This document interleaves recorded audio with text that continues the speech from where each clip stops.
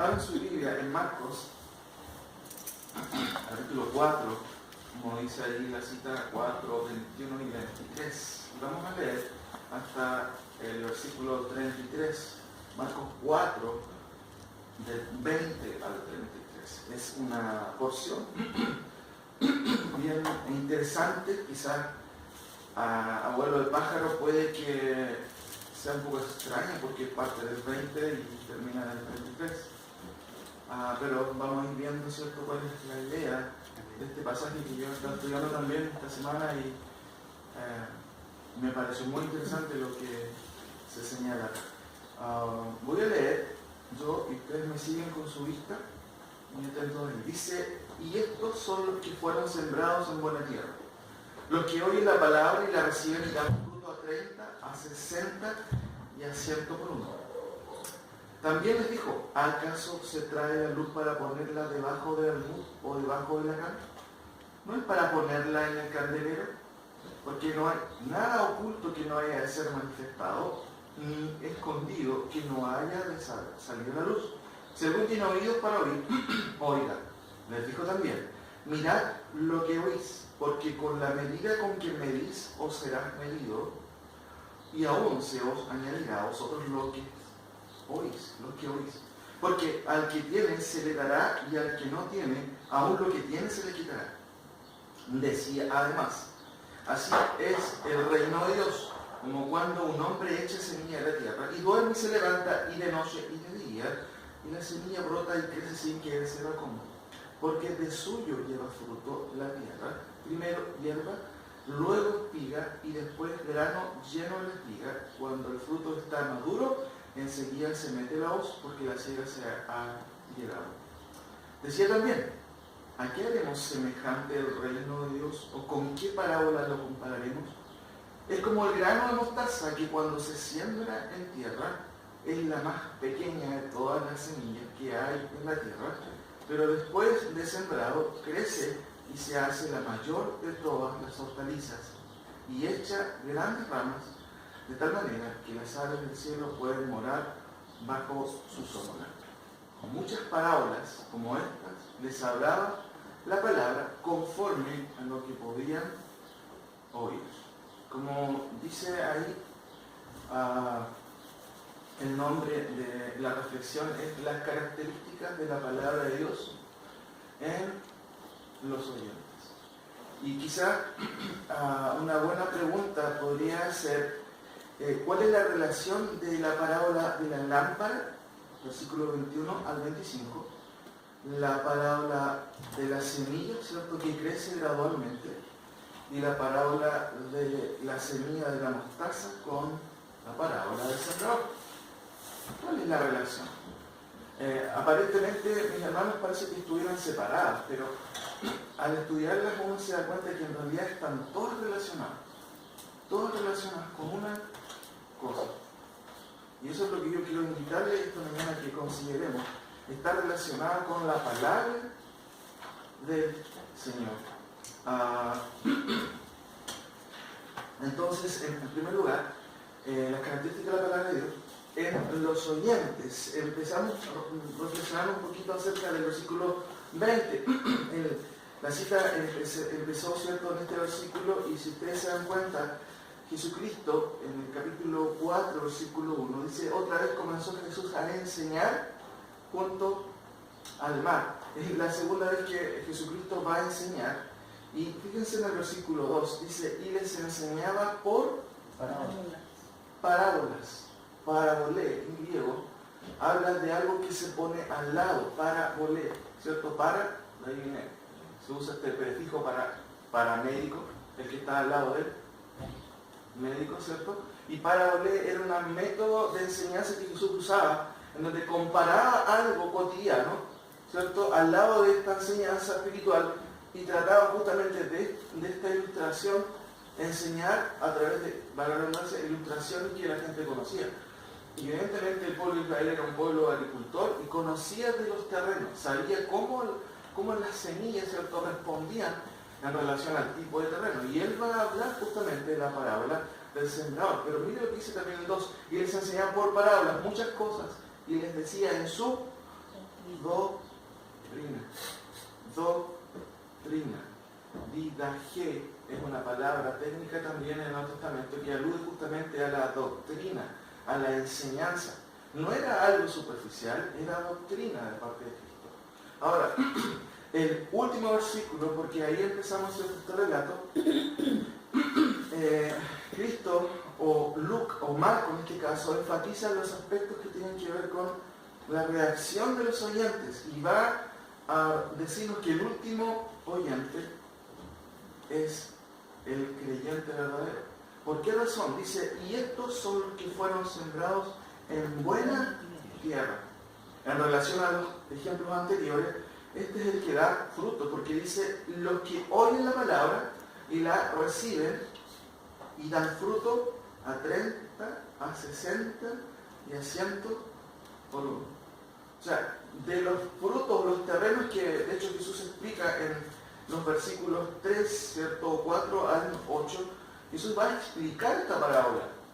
En el versículo, si ustedes me siguen ahí, 8 dice, pero otra parte cayó en buena tierra y dio fruto, pues brotó y creció y produjo a 30, a 60 y a 100 por uno. El versículo 20 es la explicación, porque dice, y estos, ¿cierto? Usando un pronombre ahí directo para definir o relacionar a qué persona se refiere. Y estos son los que fueron sembrados en buena tierra, y va a explicar, ¿cierto?, en relación a su fruto. ¿Quiénes son estos? Bueno, estos son los que oyen la palabra y la reciben. Interesante la palabra, ¿sí? ¿Se acuerdan de lo mismo pasado? Es una palabra bien compuesta para defomar, y defomar, ¿se acuerdan qué es lo que era? Abrazar la palabra. Estos son los que oyen, esa es una cosa, pero también abrazan la palabra. ¿Sí? Ahora, ¿cuál es la idea, mis queridos hermanos, de la palabra que sigue? ¿Cuál es la relación de esto, para hablar de la lámpara, con lo que él viene contando? Dice, también les dijo, y es muy interesante que también les dijo en el original, es un verbo que está en modo imperfecto. El modo imperfecto señala continuidad o el desarrollo. Está conectado a esto. No es que Jesús termina la parábola, ¿cierto?, se va y después al rato va a otro lugar. No, es continuo. Está relacionado con la parábola. Por eso que dice, también les dijo, o continuó diciéndoles. O sea, está relacionada. ¿Y qué les continúa diciendo después que le comenta la parábola? Dice, también les dijo, continuó diciéndoles, ¿acaso se trae la luz para ponerla debajo del almud? ¿O debajo de la cama? ¿No es para ponerla en el candelero? Porque no hay nada oculto que no haya de ser manifestado, ni escondido que no haya de salir a la luz. Si alguno tiene oídos para oír, oiga. Jesús siempre decía eso, si alguno tiene oídos para oír, o sea, si alguno fue dotado de parte de oídos, úselos, escuche, saque cuenta, reflexione, ¿cierto? Y entienda. Porque la relación de oídos, de oír, escuchar, tiene que ver con comprender el Escritura. Pero, ¿cuál es la idea, mis queridos hermanos? Fíjense que Jesucristo alude a la luz, dice, porque no hay nada oculto que no haya de ser manifestado, ni escondido que no haya de salir a la luz. El Salmo 119, 105 dice, hablando de la Escritura, que ella es lámpara a mis pies y lumbrera a mi camino, ¿cierto? 2 Pedro 1:19, ¿cómo dice? Busquémoslo ahí, 2 Pedro 1:19 también está relacionado. La luz es el que revela qué es lo que hay, ¿cierto? Y por eso es que él insiste y dice, ¿acaso esta luz, y usa la figura del candelero, se pone debajo? No, tiene que ponerse arriba para que revele lo que hay, para que muestre lo que hay. El salmista dice, lámpara es tu palabra y lumbrera mi camino. ¿Qué dice Pedro? Tenemos también la palabra profética más segura, la cual hace bien en estar atentos como una antorcha que alumbra en un lugar oscuro hasta que el día esclarezca y el lucero de la mañana salga en vuestros corazones. La palabra también, Pedro la presenta como una luz, ¿cierto? Que ilumina también. El salmista también dice lo mismo. Juan 1.4 dice, en él estaba la luz, ¿cierto? Si me acompañan a Juan, así súper rápido, Juan 1, dice, en él estaba la vida, y la vida era la luz de los hombres. La luz de las tinieblas resplandece, y las tinieblas no prevalecieron contra ella. Juan sigue diciendo, no era en la luz. Estaba hablando de Juan el Bautista. No, Juan el Bautista no era la luz. Dice él, sino para que diese testimonio de quién? De la luz. ¿Y quién es la luz? Es Cristo. El Noah dice, aquella luz verdadera que alumbra a todo hombre venía a este mundo. La palabra de Dios presenta a Cristo como la luz, pero también la palabra es la luz, que devela y revela lo que hay en el corazón. Por ejemplo, en 1 Corintios 1.18, ¿cierto? Lo hemos leído en otra ocasión. Pablo va a decirnos algo que provoca o que genera justamente el Evangelio. Dice, porque la palabra de la cruz es locura a los que se pierden, pero a los que se salvan, esto es a nosotros, es poder de Dios, ¿cierto? Después sigue relatando y dice, pues está escrito, destruiré la sabiduría de los sabios y despreciaré el entendimiento de los entendidos. ¿Dónde está el sabio? No hay. ¿Dónde está el escriba? Tampoco. ¿Dónde está el disputador de este siglo? No hay lo que sido Dios la sabiduría del mundo. Pues ya que la sabiduría de Dios del mundo no conoció a Dios mediante la sabiduría, agradó a Dios salvar a los creyentes por la locura de la predicación. Porque los judíos piden señales y los griegos buscan sabiduría. Pero nosotros predicamos a Cristo crucificado, para los judíos ciertamente tropezadero, para los gentiles locura. Más para los llamados, así judíos como griegos, Cristo poder de Dios y sabiduría de Dios. Bueno, ¿cuál es la relación de esta parábola con la parábola de sembrados? Tiene que ver con la palabra. En primer lugar, ¿cierto? La palabra de Dios es, ¿alcanza a ver ahí? Desnudante.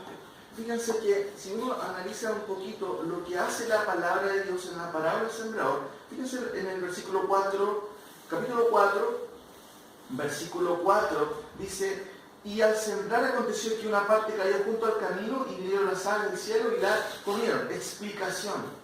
Versículo 15, Jesús las explica, dice, y estos son los de junto al camino, en quienes se siembra ¿qué cosa? La palabra desnuda naturalmente a un tipo de persona, y en este caso desnuda al desinteresado.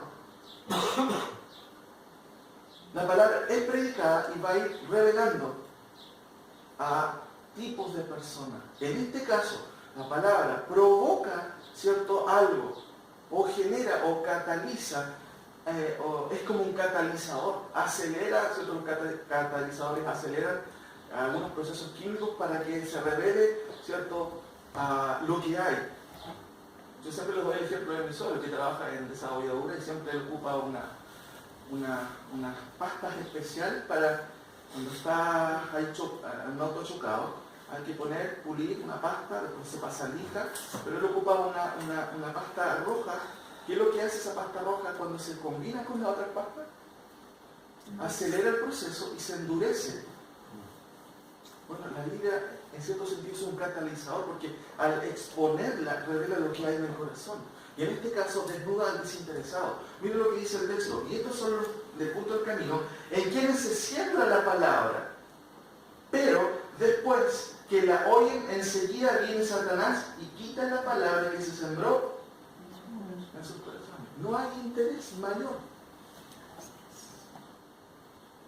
Segundo ejemplo, desnuda también al entusiasta. Fíjense en el versículo 16.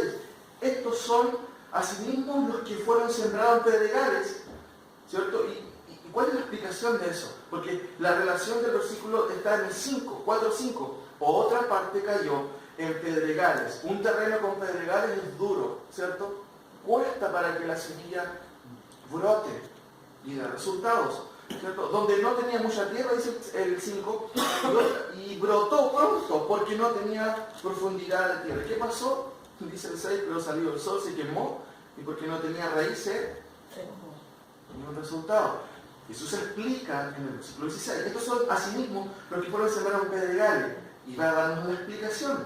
Los que cuando han oído la palabra, segunda cosa, los primeros oyeron la palabra, los segundos también, ¿o no? También. ¿Y cuál es el resultado? Los que cuando han oído la palabra, al momento la reciben con gozo, pero no tienen raíz en sí, sino que son de corta duración, porque cuando viene la tribulación o la presión por causa de la palabra, luego tropieza. La palabra revela o desnuda también al que es entusiasta, pero al que no tiene resultado. Tercero, la palabra desnuda también al tercer tipo de personas que Jesucristo, ¿cierto?, lo escribe en el versículo 18. Estos son los que fueron sembrados entre espinos. El versículo 7 del capítulo 4 dice, otra parte cayó entre espinos, y los espinos crecieron y la ahogaron y no dio fruto. Explicación de Cristo. Versículo 18. Estos son los que fueron sembrados entre espinos. ¿Quiénes son? Otra vez los mismos. Los que oyen la palabra, ¿cierto? Pero, ¿qué cosa? Los afanes del siglo. No, tengo que hacer algo, no, tengo un proyecto, no, tengo que hacer esto. Los afanes del siglo y el engaño de las riquezas y las codicias de otras cosas entran. ¿Qué hacen? Y ahogan la palabra. Ahogan la palabra. Ahogan la palabra, ¿cierto? O estrangulan la palabra. De hecho, es como la palabra original habla de estrangulación de la palabra. Y se hace infructuosa. ¿Sirve? No sirve en ese tipo de terreno. Hermano, aquí Pablo desnuda, o en este caso, perdón, Jesús desnuda al que es codicioso. Una persona codiciosa no para de hacer planes, no. En primer lugar están sus planes, hay que construir, necesitamos ganar dinero, pero la palabra desnuda también al codicioso. Y no hay que hacer nada, la palabra es predicada y hace lo suyo, va revelando los tipos de terreno. Nosotros no somos llamados a cambiar esos terrenos en cierto sentido, somos llamados a ¿qué? A predicar, a exponer la Escritura. Pero qué interesante, porque esta misma palabra que escuchan todos por igual provoca otro resultado.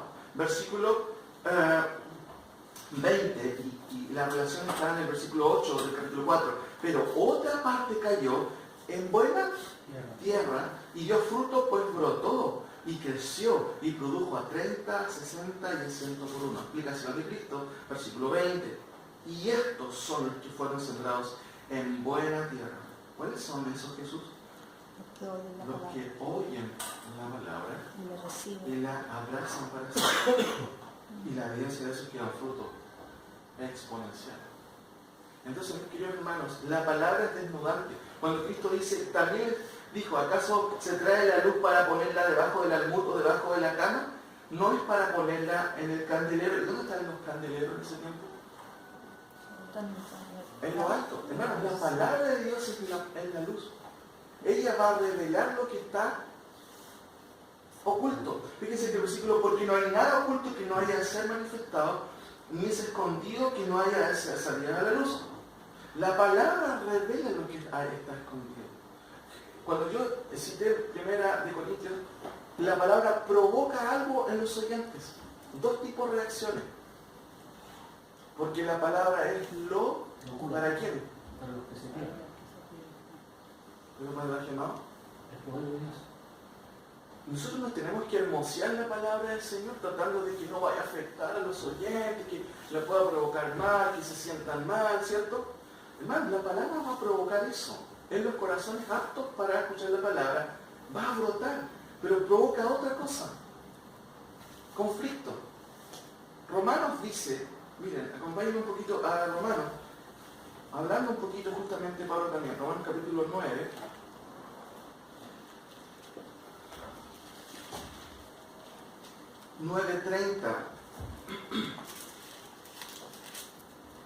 Romanos 9:30 dice, ¿qué pues diremos? Que los gentiles que no irán tras la justicia han alcanzado la justicia, es decir, la justicia que es por fe, más Israel que iba tras una ley de justicia no la alcanzó. ¿Por qué? Dice, porque iban tras ella, no por fe, sino como por obras de la ley. Pues tropezaron, ¿en quién? En la piedra de tropiezo. Como está escrito, he aquí, pongo en Sión, Jerusalén, piedra de tropiezo y roca de caída. Y el que creyere en él no será Cristo. La predicación de Cristo para los judíos fue tropiezo. ¿Cómo es posible que él, el carpintero, y más encima muerto en una cruz, maldito el que muere en un madero, decía él sea el Salvador? No, yo no acepto eso. Provocó conflicto en los oyentes judíos. Pero la Biblia también nos dice que esa misma palabra que provoca conflicto, provoca salvación, mis queridos hermanos. Es como el sol que hace con el hielo y el barro, lo endurece.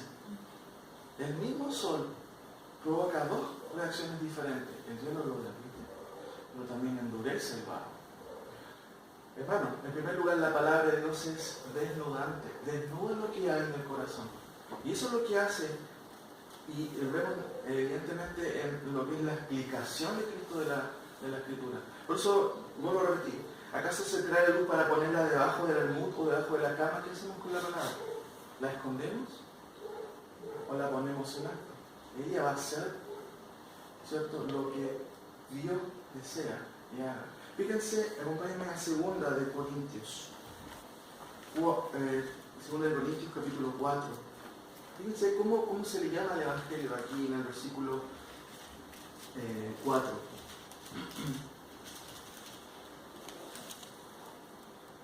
Dice, por lo cual teniendo nosotros este ministerio, según la misericordia que hemos recibido, nos desmayamos, dice el apóstol Pablo. Antes bien, renunciamos a lo oculto y vergonzoso, ¿cierto?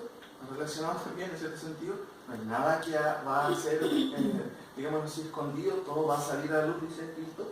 Y acá dice Pablo, antes bien renunciamos a lo oculto y lo vergonzoso, no andando con astucia ni adulterando la palabra de Dios, sino por la manifestación de la verdad, recomendamos a toda conciencia humana delante de Dios. Pero si nuestro evangelio está aún encubierto, entre los que se pierden, bueno, está encubierto, en los cuales el Dios de este siglo cegó el entendimiento de los incrédulos para que no les resplandezca ¿qué cosa? La luz. ¿La luz de qué? Del Evangelio. El Evangelio.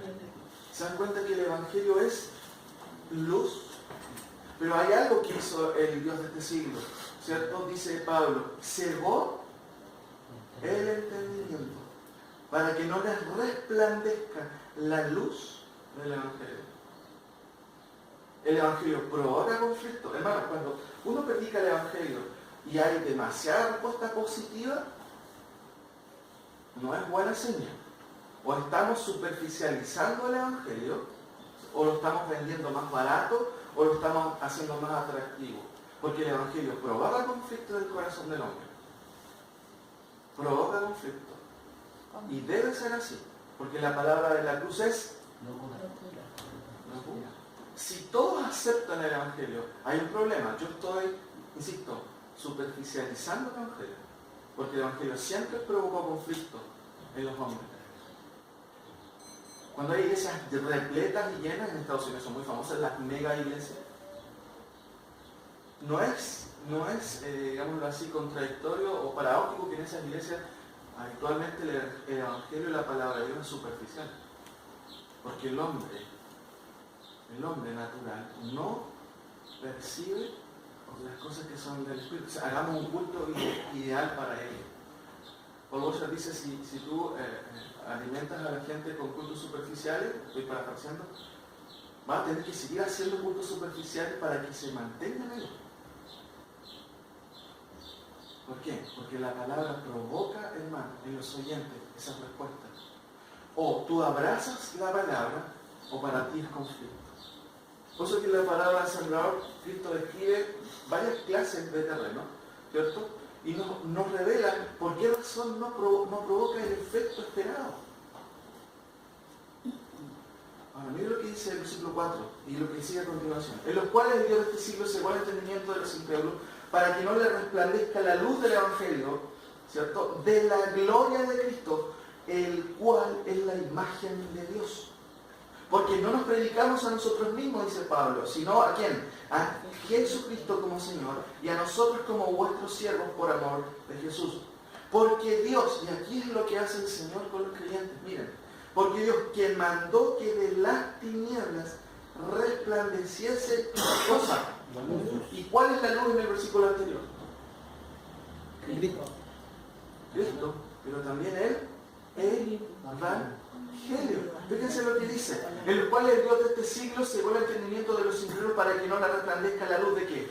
Del Evangelio. Del Evangelio.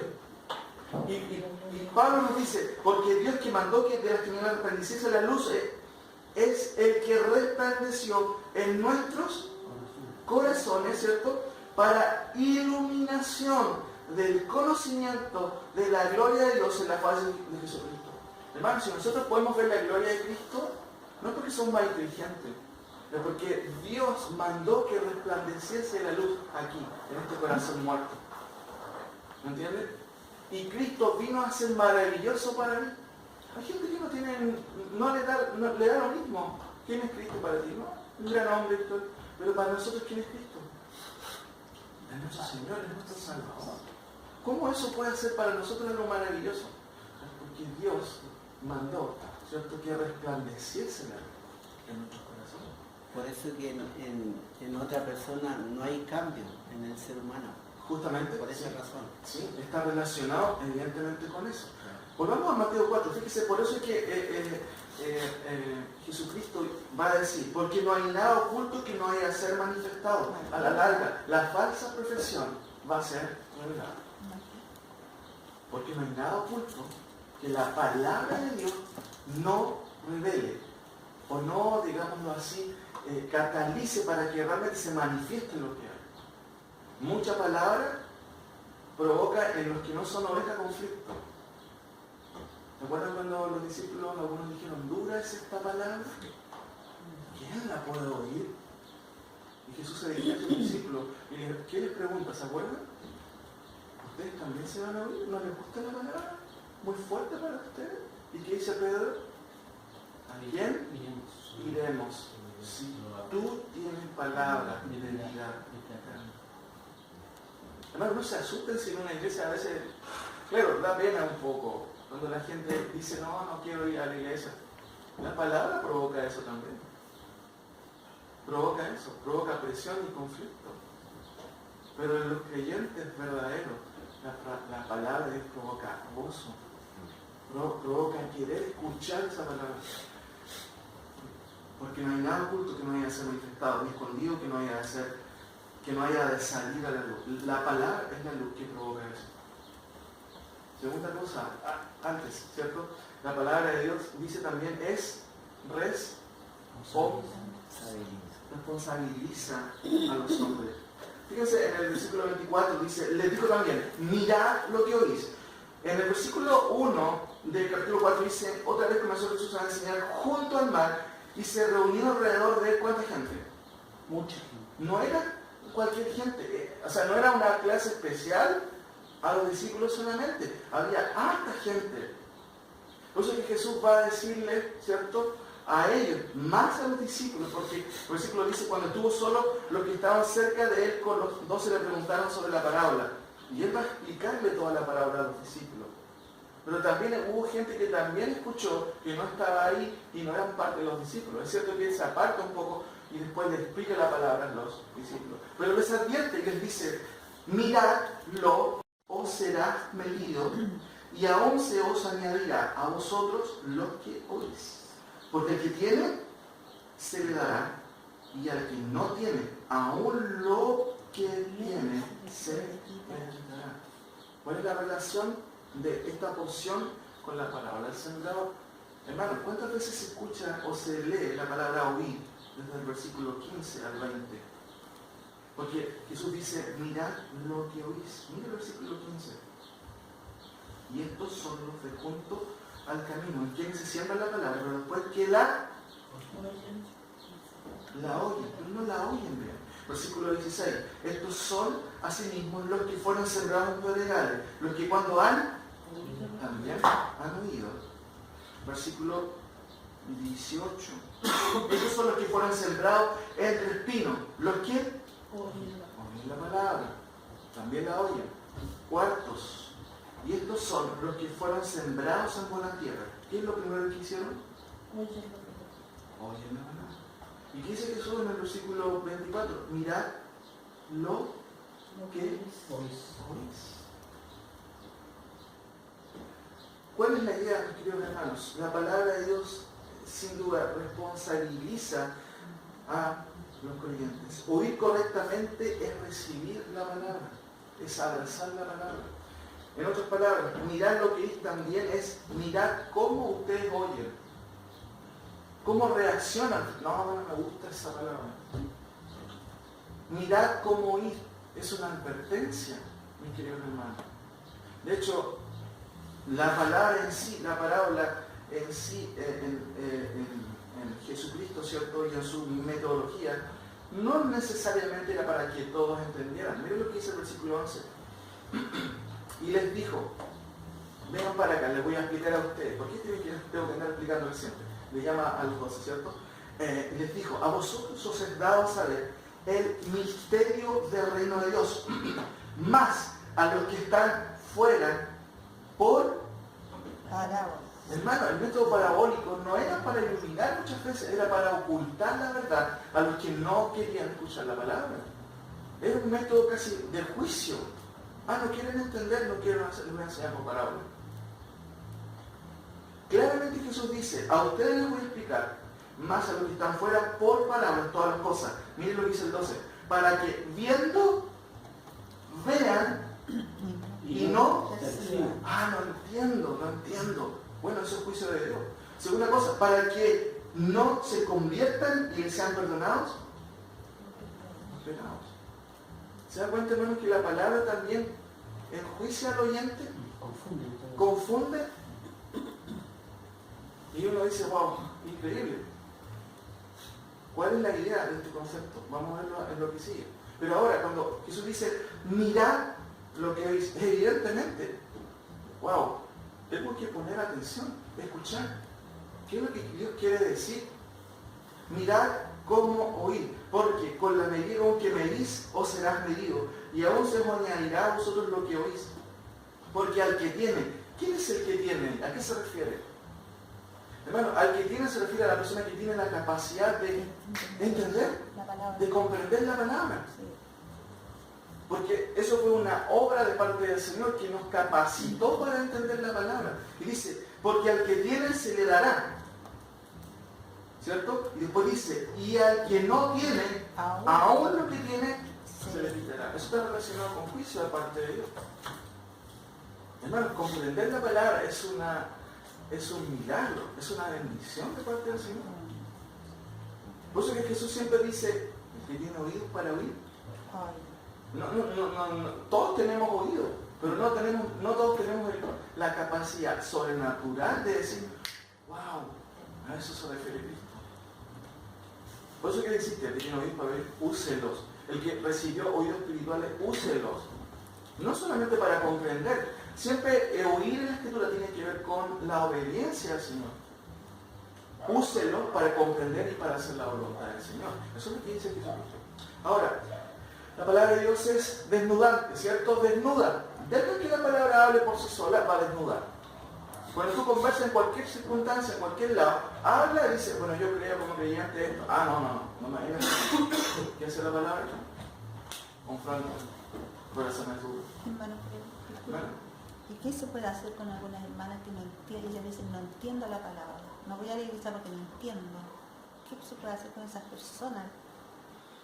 Porque no sé. Mire, hay varias explicaciones. Siempre uno tiene que ir descartando. En primera instancia, a veces es por formación. ¿Cuál ha sido nuestra formación? ¿Me entiendes? El púlpito debería ser ¿para qué cosa? ¿Para contar experiencias o la palabra? Para enseñar la palabra. Ahora, hay una cosa, el Señor nos dota de sentidos espirituales para que, a pesar de que sea difícil la escritura, sea para mí una palabra preciosa. De hecho, los salmos están llenos y nos revelan cómo para el salmista la palabra del Señor era como miel. De hecho dice, comí tus palabras, fueron como miel para mí. Una delicia. Eso no habla tanto de la comprensión, habla del corazón, de la disposición de mi corazón de escuchar la escritura. Sin duda, hermanos, que los creyentes, algunos van más rápido y algunos les cuesta entender. Pero lo normal en los creyentes es que vayan creciendo, ambos. Uno más rápido, quizás uno más lento. Como señala Jesucristo en la misma parábola, aquí nos da una explicación objetiva de su pregunta. ¿Por qué provoca entusiasmo la palabra en alguno? ¿El problema es la palabra o el problema es el corazón? Es el corazón.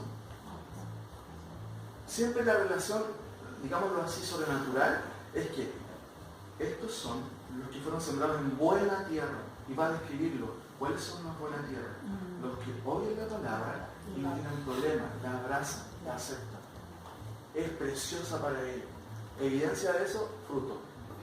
Además, es incomprensible en muchas cosas, incluso para nosotros, porque dado que nosotros estamos centrados en mucha enseñanza humana, humanista, para nosotros hay cosas que no nos cuadran como seres humanos. Voy a leer en Santiago 1:2, dice, hermanos míos, tened por sumo gozo cuando os halléis en diversas pruebas. Humanamente dice, pero estáis locos. ¿Cómo te vais a estar gozando cuando estáis sufriendo la enfermedad? ¿Cómo el hermano Juan Pinchera va a estar gozoso porque tiene ese drama en sus manos?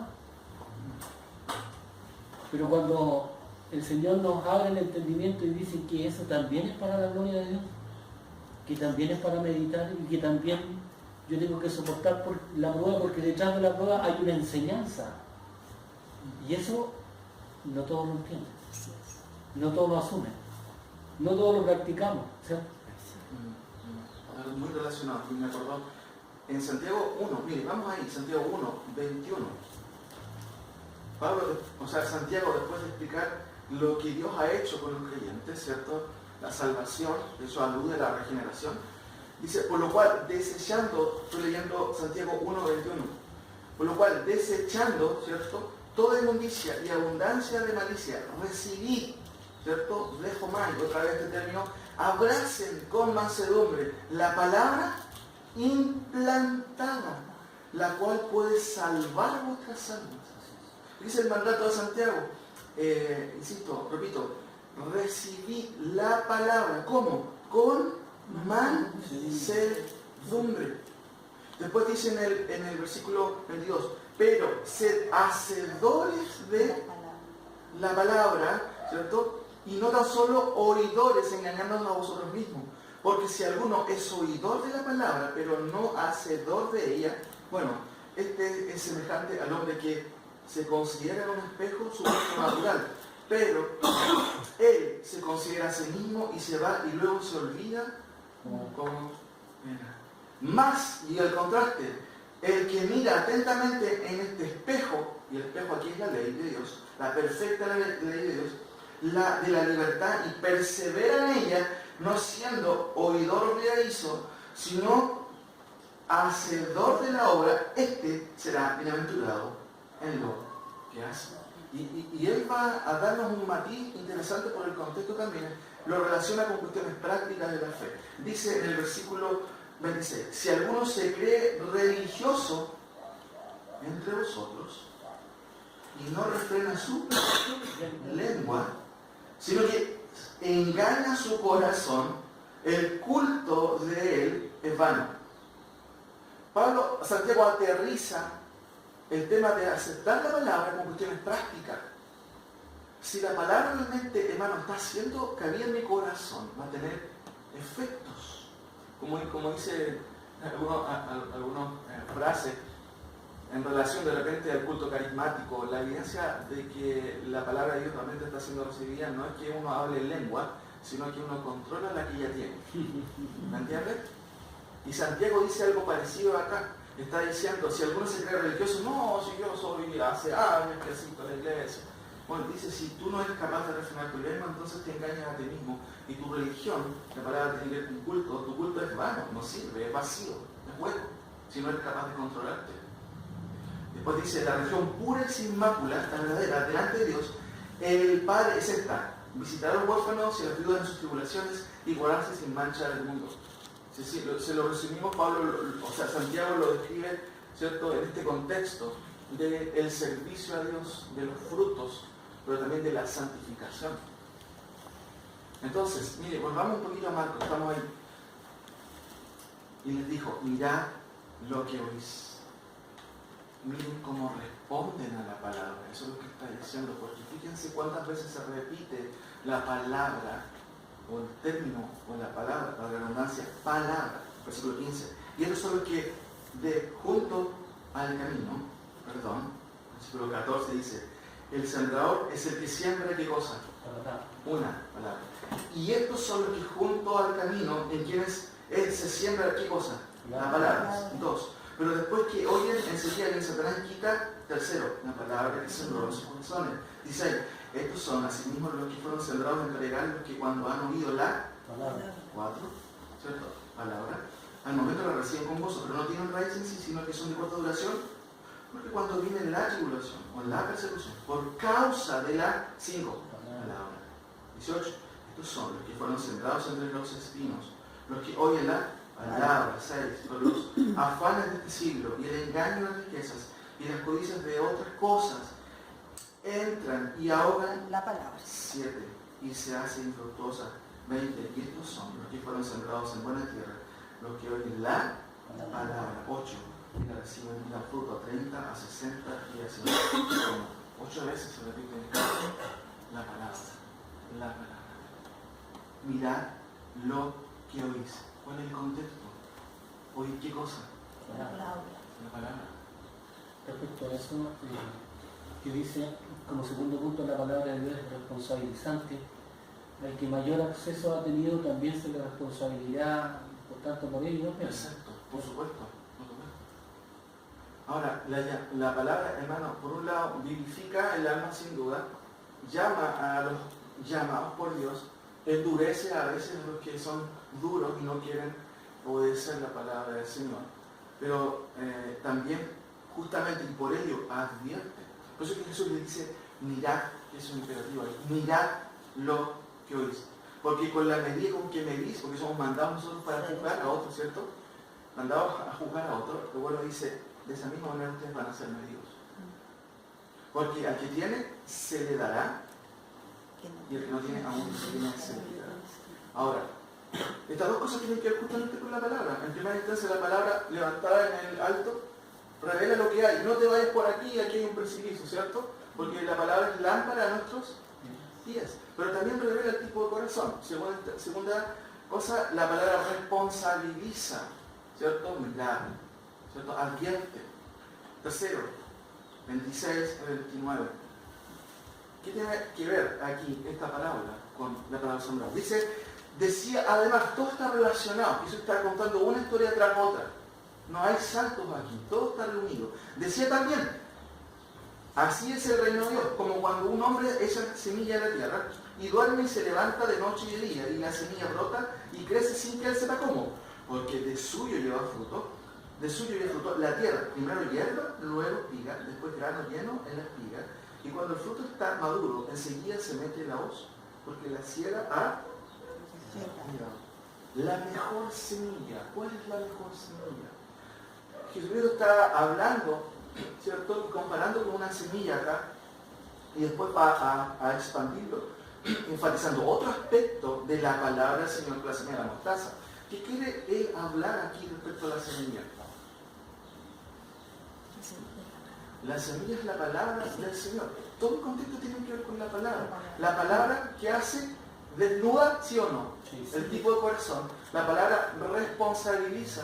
¿Y qué hace la palabra aquí? Fíjense que Jesús está advirtiendo en el versículo anterior, ¿cierto? La palabra es un catalizador también, pero aquí está hablando de la mejor semilla y sus características. La palabra de Dios, mis queridos hermanos, en primer lugar es silenciosa. El tercer punto, es silenciosa pero también independiente. Porque si bien es cierto, aquí se menciona a una persona que siembra la semilla, pero este hombre, ¿cierto?, hace algo natural. Pero hay algo que también el texto, este pasaje revela que tiene que ver con algo sobrenatural. Él hace algo que todos los sembradores hacen. ¿Qué es? Siempre espera. Siembra ahí, pero interesante, el relato dice algo que revela que es como un proceso. Dice, decía además, así es el reino de Dios, o en otras palabras, mis queridos hermanos, la palabra de Dios en el reino de Dios. ¿Cómo es que la palabra de Dios en el reino de Dios trabaja? Y dice, así es el reino de Dios, como cuando un hombre echa semilla en la tierra, y dice, y duerme y se levanta de noche y de día. O sea, no es solamente que un día va usted siembra y al otro día está listo, ¿no? No, se demora. ¿Cuánto más o menos se demora el trigo, por ejemplo? A ver, aquí tenemos dos agricultores. Se puede sembrar en junio y recién en enero se está cosechando. ¿Cuántos meses? ¿6, 7? Harto tiempo. Aquí dice, y duerme y se levanta de noche y día, y la semilla brota y crece. ¿Cómo crece? Sin que él sepa. ¿Cómo? Hay cosas que son de orden natural. Sembrar la semilla, pero él no tiene nada que ver con el brote. Porque eso es de orden sobrenatural. Entonces, en primer lugar, hay al menos 5 etapas. La primera etapa es natural, la de sembrar. La segunda, bueno, él espera el proceso. Pero del versículo 28 y 29 nos hablan de la sobrenaturalidad de esta semilla. Fíjense que dice, porque de suyo lleva fruto. ¿Se acuerdan que, más o menos, yo les hablé de cuál es el término que se usa? Y es muy interesante, que se usa en Hechos 12. Miren, vamos a Hechos 12. 2 veces se usa este término que describe la dinámica de la semilla, o en cierto sentido su independencia del sembrador. Independencia del sembrador y dependencia de Dios, porque Él es el que genera el acto del crecimiento, no el sembrador. Aquí en el contexto de Hechos 12, Herodes va a perseguir a los discípulos, ¿cierto? Alcanza a Jacobo, quien muere a manos de él por espada, pero también él sigue y prosigue a aprender a Pedro. Versículo 3, y viendo que esto había agradado a los judíos, procedió también a prender también a Pedro. Eran entonces los días de los panes y de la levadura. ¿Qué pasó con Pedro? A la cárcel, a esperar el patíbulo, ¿cierto? ¿Qué pasó? Versículo 6, y cuando Herodes le iba a sacar aquella misma noche, estaba Pedro durmiendo entre los soldados, sujeto con 2 cadenas, y los guardas, que eran como 16, era toda una cuadrilla, delante de la puerta custodiaban la cárcel. ¿Había una forma de escapar? No había, ¿cierto? 7. Y aquí que se presentó un ángel del Señor, y una luz resplandeció en la cárcel, y tocando a Pedro en el costado, le despertó, diciendo, levántate pronto. ¿Y qué pasó? Y aquí empiezan a acontecer algunas cosas que son de orden sobrenatural. Dice, y las cadenas se le cayeron de las manos. Segundo, le dijo el ángel, cíñete y átate las sandalias. Y lo hizo así. Y le dijo, envuélvete en tu manto y sígueme. ¿Qué están haciendo ahí? ¿Están escapando de la cárcel? Y saliendo le seguía, pero no sabía que era verdad lo que hacía el ángel, sino que pensaba que veía una visión. Bueno, eso es lo que me ha pasado esta mañana cuando yo observo, Señor. Yo veo que tú estás obrando en muchos aspectos. Parece que es una visión, Pablo, ¿cierto? Pero Dios está obrando, ¿no? Está obrando entre nosotros, en medio de nosotros, mis queridos hermanos. Pedro piensa que es una visión, pero no es una visión. Dios está obrando. Mira lo que sucede. Habiendo pasado la primera y la segunda guardia, llegaron a la puerta de hierro que daba a la ciudad. O sea, la cárcel era mejor que Alcatraz, ¿no sé? ¿cierto? Tenía un montón de seguridad. Dice, habiendo pasado la primera y segunda guardia, llegaron a la puerta de hierro que daba a la ciudad, la cual se les abrió, ¿cómo dice su Biblia? Por sí mismo. Por sí misma. En el griego es la palabra automático. ¿A qué le suena? Automático. Automáticamente. Esta misma palabra se usa dos veces en el texto griego del Nuevo Testamento. ¿Y saben cuál es la otra que se usa? Volvamos a Marcos 4, cuando dice Jesucristo, porque de suyo lleva automáticamente. ¿Cómo se abrió la puerta de la cárcel? Por sí misma, sola. ¿Quién la abrió? ¿Sola se abrió? ¿Quién la abrió? El Señor la abrió. ¿Cómo da semilla? Porque dice que este se acuesta, se levanta y no sabe cómo la semilla crece. Hermano, nosotros no tenemos nada que hacer en la salvación de alguien. Simplemente sembramos la palabra y el crecimiento, ¿quién lo da? De acuerdo a su soberanía y a su voluntad. Nosotros no somos llamados a salvar las almas, ni a ganar a victoria para Cristo o al autor para Cristo. Nosotros somos llamados a predicar el Evangelio, nada más, ¿no? Hay por ejemplo, yo tengo mucho contacto, por ejemplo, con la siembra. Yo siembro, entonces, pero hay un proceso grande en el trigo, porque resulta de que el sembrador siembra, ya nosotros sembramos, pero hay, por ejemplo, pero antes de la siembra uno prepara la tierra, tira líquido, después viene otro proceso, después un poquito antes de la siembra otro líquido más, y de ahí se siembra el trigo, pero ya cuando apareció el trigo, y entonces el sembrador está, ay, mira la tierra, ¿qué apareció? Entonces dice el sembrador, me salió hoja ancha, ya, un líquido para la hoja ancha. Entonces, ya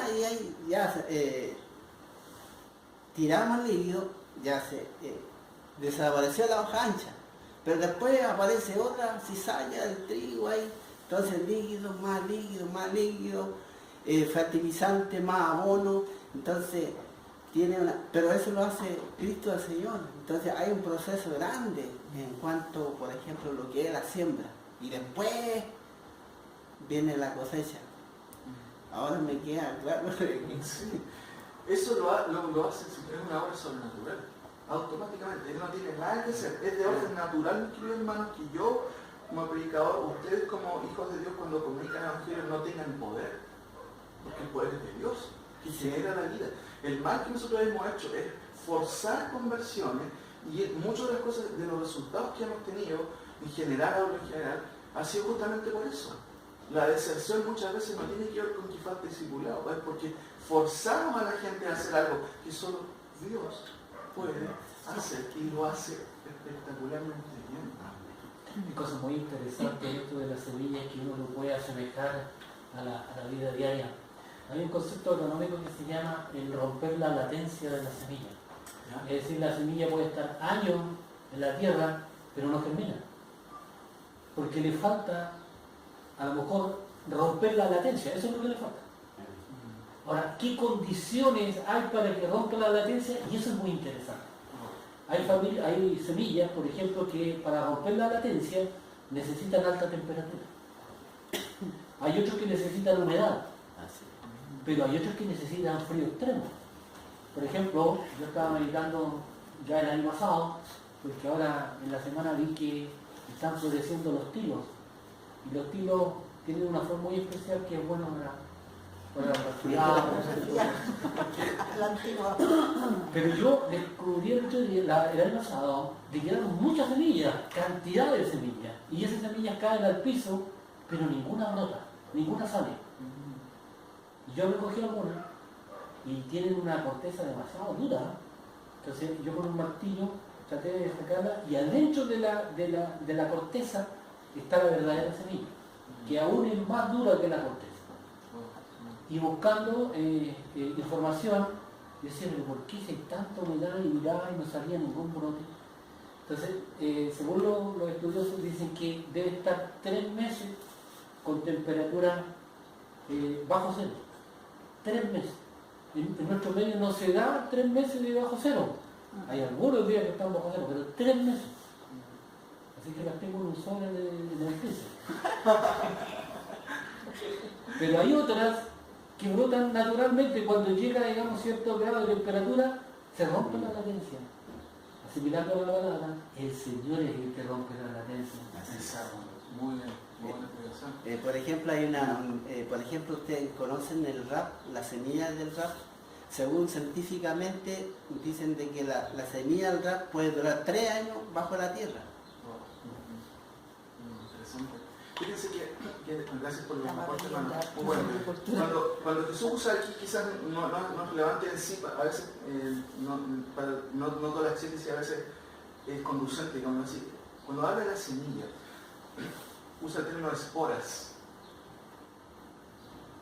Pero cuando Pedro menciona la semilla, porque Santiago dice, para dejarlo súper claro, y él, Santiago 1:18, y él, ¿quién? Contexto Dios, de su voluntad nos hizo nacer. No depende de uno. Mira cómo dice 1 Pedro 1:23, un pasaje clave en cuanto a lo mismo que estamos viendo que tiene que ver con la semilla. 1 Pedro 1:23, mira lo que dice. ¿qué?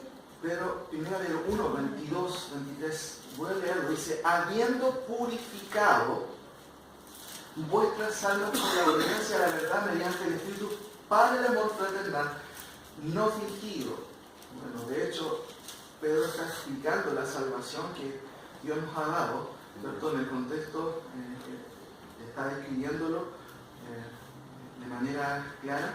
Por ejemplo, en el versículo 17 dice, y si invocáis por Padre aquel que sin excepción de personas juzga según la obra de cada uno, conducidos en temor todo el tiempo de vuestra peregrinación, sabiendo que fuisteis rescatados de vuestra vana manera de vivir, la cual recibiste de vuestros padres, no con cosas corruptibles como oro o plata, sino con la sangre preciosa de Cristo como de un cordero sin mancha y sin contaminación, ya destinado desde antes de la fundación del mundo, pero manifestado en los posteriores tiempos por amor de vosotros, y mediante el cual creéis en Dios, quien resucitó de los muertos y le ha dado gloria para que vuestra fe y esperanza sean de Dios. Cristo es el objeto de nuestra salvación. En Él descansa la obra de salvación. Pero el instrumento que Dios usa es la palabra del Señor. Mira lo que va a decir el 22. Habiendo purificado vuestras almas por la obediencia a la verdad mediante el Espíritu para el amor fraternal no fingido. Amados unos a otros entrañablemente de corazón puro, siendo, y aquí habla la regeneración, renacidos, no de simiente. El término simiente es espora también, el mismo término que se usa en Marcos, siendo renacidos no por una semilla o una espora corruptible, sino incorruptible. La palabra por puede traducirse como mediante la palabra de Dios que vive y permanece para siempre. La palabra de Dios es la semilla, es la espora que provoca el nuevo nacimiento, y esa latencia justamente que tiene hermano es rota por el Señor en el tiempo de Dios. Por eso que aquí notamos, ¿cierto?, que la palabra de Dios es silenciosa, pero también la palabra de Dios es, como dice ahí, ¿alcanza a leer? ¿Otra más? Soberana. No depende de que yo me pare y se me ocurra decir, no, ahora vamos a ganar almas. No, lo usa ese giro, pero no tiene el propósito de decir que uno tiene el poder. No, hermano. La palabra de Dios tiene el poder. Dejemos que ella hable por sí misma. Hay un dicho antiguo que dice, predica, predica, predica. Y si es necesario, habla. ¿No han escuchado? Predica la palabra. Y si es necesario, habla. No, yo no tengo poder. Nosotros no tenemos poder. Las palabras tienen ese poder de provocar eso, hermano, de romper justamente ese corazón a través de su palabra, a través de la semilla. Ahora, otra cosa más, el versículo 29. Y cuando el fruto está maduro, enseguida se mete la hoz porque la siega ha llegado. Otra cosa que notamos aquí es que la palabra también, ¿puedes avanzar una más? La palabra de Dios es ¿Cómo dice ahí? La palabra, voy a explicarla, habla de gradual. Fíjense que en lo que es el proceso del crecimiento de la semilla, no hay, digámoslo así, un desorden. Siempre hay un orden en el crecimiento. Dice, porque de suyo lleva fruto en la tierra. Primero, brotón, ¿cierto? Usa el término griego, el orden, ¿cierto? Lo primero es, ¿qué cosa? Hierba, luego espiga, después grano lleno en la espiga. No hay un desorden en ella. Lo natural es que, bueno, uno se remite un poco a cómo debería ser el crecimiento de la fruta, incluso en todo orden de cosas, siempre hay un orden, ¿cierto? En los bebés, ¿por qué a veces necesitamos incubadora para ellos? ¿Por qué los doctores a veces necesitan incubadora? ¿Para qué? Hay un proceso que tiene que tratar de terminarse, tiene que madurar, ¿cierto? Como dice la hermana Sofía, ¿cierto? Que entiende todo eso. Hay procesos que tienen que ir completándose. Después viene otro proceso, ¿cierto? El tema óseo, tiene que ir todo formándose. Lo mismo cuando la palabra de Dios provoca crecimiento o ha actuado. Los crecimientos son naturales. Una evidencia un poco engañosa es el entusiasmo. ¿Se acuerdan? Miren, 16, de 4. Ellos son, asimismo, los que fueron sembrados en pedregales, los que cuando han oído la palabra de Dios, ¿cuál es la reacción? Al momento la reciben con gozo. ¡Wow! ¡Qué bueno! ¿Cierto? Espectacular recibir esa recepción de la palabra. Pero es engañoso, porque miren, pero no tienen raíz en sí, sino que son de corta duración, porque cuando viene la tribulación o la persecución, miren, ni siquiera es por la persecución ni la tribulación, es por causa de la tropieza. La palabra tropezar, como le he explicado, es el término escandalizo, de ahí viene la palabra escándalo, y habla de desacción, de apostasía. Entonces, alguien que escucha rápido y que acepta al tiro rápido, en realidad no es muy buena señal. Cuando Dios hace una obra, siempre es gradual, ¿me entienden, no? Cada etapa no se salta una etapa de otra, podemos decirlo así. Y de alguna otra manera, ese proceso siempre tiene que ver con un orden. Dios es un Dios de orden. No provoca crecimientos raros así, ¿me entiendes? De hecho, siempre esos son digámoslo así, evidencias de que lo más probable algo no esté bien. Emocionalidad, por supuesto, esa es una de las reacciones. Después si se la recibe al momento con gozo, ¡wow! Se emociona al tiro. No siempre eso es sinónimo de crecimiento saludable, ¿me entiendes? Crecimiento normal, crecimiento natural, pero también crecimiento sano, ¿me entiendes? Y todo eso tiene que ir de a poquitito. Entonces tenemos al menos cuántas cosas, 5 cosas. La palabra de Dios es desnudante, ¿cierto? Es responsabilizante, responsabiliza al hombre, es silenciosa, no es aparatosa, como muchas veces queremos hacerlo. Por eso no tenemos luces acá y humo, para que ustedes se entretengan más y se impacten por la predicación. No, es sencillo, solamente predicamos la escritura. La palabra es soberana, ella hace su obra de acuerdo a lo que Dios ha determinado. La palabra de Dios también es realista, ¿cierto? Que significa hay un orden. ¿Ha visto los hermanos que de la noche a la mañana pasan del ABC a ser teólogos y de repente no los ves más en la iglesia? Porque no es normal eso.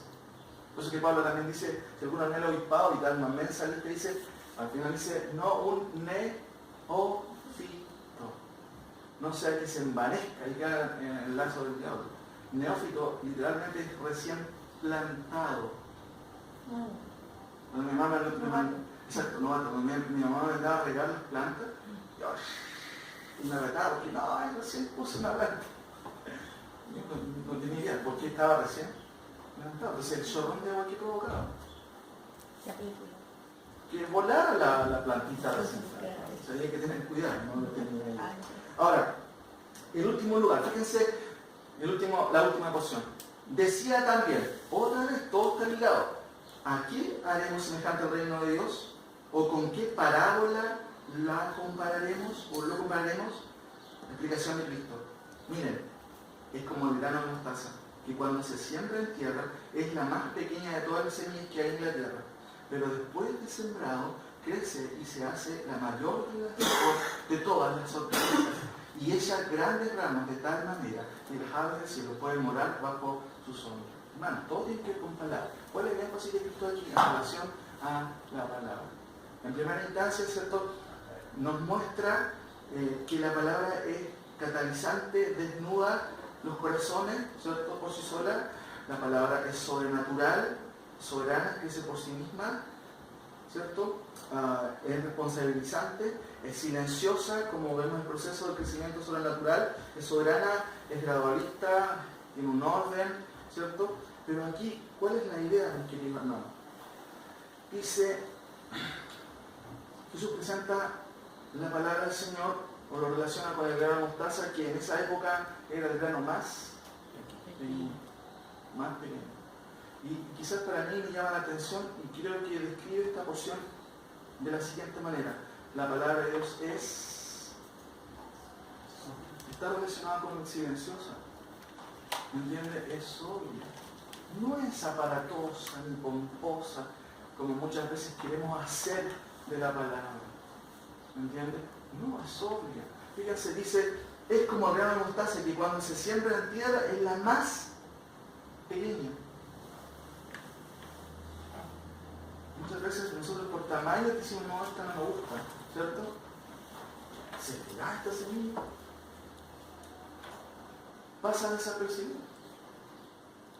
Y la semilla de mostaza, el ejemplo que he visto, es así, es la más pequeña de todas, ¿cierto?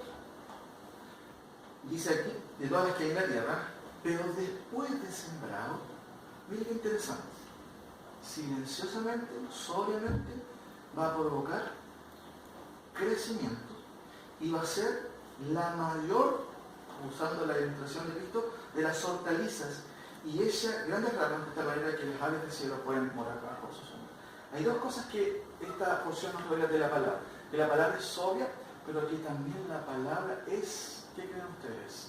Porque hay una utilidad de esta semilla tan pequeña, llega a ser la más grande, incluso es útil para qué cosa. En la ilustración, ¿para qué es útil?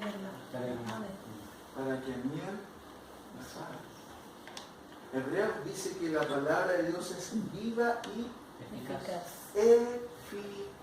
Esa es la última, ¿cierto?, característica de la palabra, que obviamente tiene su relación con los oyentes. Es sobria, no es aparatosa, es silenciosa, pero también es eficaz. Logra su objetivo de generar resultados. Y eso es lo que en la palabra del sembrador, ¿cierto?, en la palabra de la semilla que crece por sí sola, ¿cierto?, se alude varias veces. El resultado es positivo, el resultado es sobrenatural, es eficaz, provoca lo que ella, ¿cierto?, es en sí misma. En este caso, que es una semilla sobrenatural. Dice, pero después de sembrado crece y se hace la mayor de las hortalizas y echa grandes ramas de tal manera que las aves del cielo pueden morar bajo su sombra. Fíjense que en Juan 6:63, vamos ahí, vamos terminando, Juan 6:63, Jesucristo también hace alusión también a ello. Juan 6:63 es la palabra del Señor, la palabra que provoca, ¿cierto?, sus efectos. Dice el versículo, después que él dice o explica, ¿cierto?, cuando les dice, ustedes tienen que comer mi sangre y beber mi carne, comer mi carne y beber mi sangre, refiriéndose a que los oyentes tienen que reconocer, aceptar, abrazar el sacrificio de Cristo para poder tener vida eterna. Y dice, estas cosas dijo la sinagoga enseñando en Capernaum. Al oírles, muchos de sus discípulos dijeron, dura es esta palabra quien la puede. Sabiendo Jesús a sí mismo, que sus discípulos murmuraban de esto, les dijo, ¿les ofende esta palabra? Y como que insiste en eso, dice, porque si vieres el Hijo del Hombre subir donde estaba primero, ahí está hablando de su eternidad. Él no bajó para empezar a vivir, él ya existía. Por eso les dice, ¿y qué si ustedes ven de donde yo vine o donde yo ya estaba? El Espíritu es el que da vida, la carne para nada aprovecha. Las palabras que yo os he hablado, ¿qué son? Mira, son espíritu y son vida. Fíjense que en el Salmo 119, 25, el salmista dice, vivifícame con tu palabra. Salmo 119, 25. Este gran pasaje, ¿cierto?, que exalta la palabra del Señor. Dice todo el capítulo, de hecho 19, si tú lo pueden leer, en casa, es increíble. Habla de la Escritura, habla de los testimonios, de la palabra del Señor, de su ley. Y dice 25, abatida hasta el polvo está mi alma, vivifícame según tu palabra. ¿Por qué el salmista dice eso? Porque evidentemente la palabra es la que vivifica. Termino con el último salmo, Salmo, fíjense, 1, el salmo que nosotros hemos aprendido desde pequeños. ¿Se acuerdan?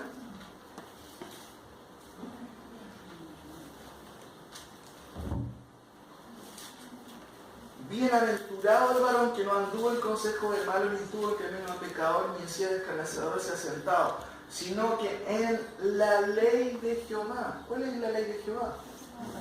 La palabra del Señor. En la ley de Jehová, ¿cierto?, está su deleite, su delicia, y en su ley medita de día y de noche. ¿Cómo va a ser esta persona? Fíjense que antes de ir al versículo 3, que el clave dice, será como árbol plantado junto a corrientes de agua, que da su fruto de su tiempo y su hoja no cae, y todo lo que hace prosperará. Es muy interesante que cuando dice será como árbol plantado, este mismo verbo se usa en Jeremías 17:8. Mire, vamos a ir súper rápido. Jeremías 17:8. De cómo se usa ahí este término interesante. El profeta Jeremías hace una advertencia, por un lado, pero también él va a hablarnos de cuál es el resultado de confiar en su palabra. 17:5. Así ha dicho Jehová, maldito el varón que confía en el hombre y pone carne por su brazo y su corazón se aparta de Jehová. ¿Cuál va a ser el resultado de esta persona que confía en el hombre? Será como la retama, ¿cierto? La retama, un arbusto pequeño, en el desierto, y no verá cuando viene el bien, sino que morará en los sequedales en el desierto, en tierra despoblada y deshabitada. Un arbusto pequeño, ¿cierto?, no recibe lo que un árbol grande puede recibir, como es la ilustración de Jeremías, el viento, el sol, y por las dunas también en el desierto. Se pierde ese arbusto. Pero, contraste, bendito el varón que confía en Jehová y cuya confianza es Jehová. ¿Cómo es el resultado, cierto, la vida de este hombre que confía en Jehová? Versículo 8, miren, porque, ¿cómo? Será como el árbol plantado junto a las aguas, que junto a la corriente se hará sus raíces y no verá cuando viene el calor, no le importa, sino que su hoja estará verde y en el año de sequía no se fatigará ni dejará de dar su fruto. Es interesante que el verbo aquí, hermanos, es interesante, es en la gramática hebrea es un cal perfecto y debería traducirse como seguirá frondoso. Y esa misma palabra, volvamos al Salmo, el mismo verbo se usa aquí en el 3. Entonces, uno debería leer, ¿cierto? Bienaventurado el varón que no anduvo en consejo de malo, ni estuvo en camino pecador, ni en silla de escarnecedores se ha sentado, sino que en la ley de Jehová está su delicia y en su ley medita de día y de noche. Es como árbol plantado. Ese hombre que confía, que se deleita en la ley de Jehová, que en ella está su delicia, que medita de día y de noche. Bueno, esta persona es como un árbol plantado, ¿cierto? Y fíjense, plantado junto a corrientes de agua, que da su fruto ¿cuándo? Cuando es normal. Hermano, un creyente es anormal que no crezca y que no dé fruto. Si está enraizado la palabra, es anormal que no lo dé. Es de orden normal, natural, que un árbol frente a corrientes de agua que haga. ¿De? ¿Y cuándo? su tiempo. cuando corresponde. Dice el salmista que dé fruto a su tiempo y su hoja no. ¿Qué habla de eso? ¿Cuál es la descripción? ¿Cuál es la ilustración? Permanencia. Permanencia. Este árbol no tiene depresión, ¿me entiendes? No cae en problemas a lo mejor. No significa que los creyentes no caigamos en problemas. Pero se mantienen ahí, puede recuperarse, digámoslo así. Porque sin duda todos los creyentes a veces pasamos por dificultades. Interesante la comparación que hace el Señor, porque cuando hablamos de perenne, en la naturaleza, esos árboles no botan su hoja en invierno, es lo que permanece. Exacto. Sí, hermano, cuando dice el salmista también, hablando un poco de quienes reciben de una u otra manera la bendición de Dios, siempre se habla de el que habita el abrigo del Altísimo morará, pero dice el que habita. ¿Y qué significa habitar? No venir a pasear, no sé si me entienden. El que vacaciona bajo el... el que mora debajo de la sombra del Altísimo. ¿Me entiendes? No el que viene a pasear un día, que se va, no, el que habita. Y acá dice será, o él como han tratado, cierto fruto con este agua, que da su fruto en su tiempo y su hoja no cae, y todo lo que hace, no significa de prosperidad, nada que ver, prosperidad de... No, habla de una persona que se deleita en las cosas de Dios, en la ley del Señor, da frutos, pero busca el reino de Dios. Crecimiento espiritual, en eso prospera, en el reino de Dios prospera, ¿me entiendes? Entonces, mis queridos hermanos, las características de la palabra de Dios en los oyentes podemos graficarla en dos grandes grupos. Provoca una obra sobrenatural sobre la buena tierra, ¿cierto? Sobre quienes son llamados, pero también va a provocar conflictos, rechazo en quienes no se someten a la ley del Señor. Fíjense que en el pasaje de Marcos, Jesucristo va a explicar la palabra del Señor en la palabra sembrada. En la palabra de la lámpara habla de la luz, pero la palabra es la luz. En el versículo 26 y 29 de la semilla que crece automáticamente se refiere a qué cosa? A la palabra como semilla sobrenatural que provoca crecimiento de acuerdo a la soberanía de Dios. El versículo 30 al 32 también habla de la manera en que esta palabra crece tremendamente, siendo la más pequeña. Y fíjense en el último relato del pasaje, cuando dice con muchas palabras como esta les hablaba conforme a lo que podían oír, y sin palabras no le hablaba, aunque a sus discípulos en particular les declaraba todo. Pero en el versículo 35, y cuando estamos terminando, hay un hecho ahí que sucede, en donde los discípulos desesperan porque suben a la barca y empieza a haber una tormenta. ¿Y saben qué es lo que va a calmar la tormenta? La palabra. Miren lo que dice el versículo 39. Y levantándose reprendió al viento y dijo al mar, calla, enmudece. Y cesó el viento y se hizo grande bonanza. ¿Cuál es la pregunta de los discípulos? ¿Quién es este que aún por su palabra el viento y el mar le obedecen? Confusión. En confusión. ¿Pero qué hizo calmar? Otra vez, la palabra. El poder de la palabra. La hermana parece que me cambió el título, ¿no? Perfecto, el poder de la palabra. ¿Es importante la palabra, mi querido? Es vital, mi querido. ¿Vemos?